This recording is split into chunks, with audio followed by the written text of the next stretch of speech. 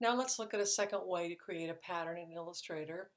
Again, getting to the selection tool, quick keyboard V.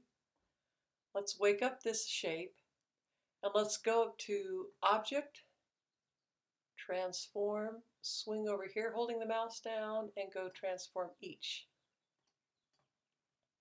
So let's make sure we have this set in both directions at 0. Let's go here, 0. Now we want to move this and repeat this going in the horizontal direction. So let's not change the scale, but let's just move it. And it's giving us a preview of how far it's going to move it. The most it's going to let us move it is actually the exact width of the object itself. But we like that. We're going to commit to that by not hitting OK. We need to hit Copy. Now we wake up the object that we had created and we go up to Object, Transform, Transform again, or Command D.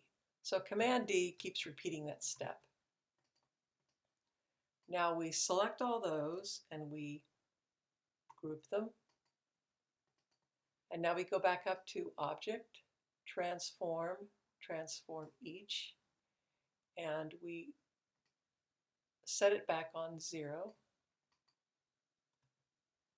And now we want to move it vertically. So let's move it vertically.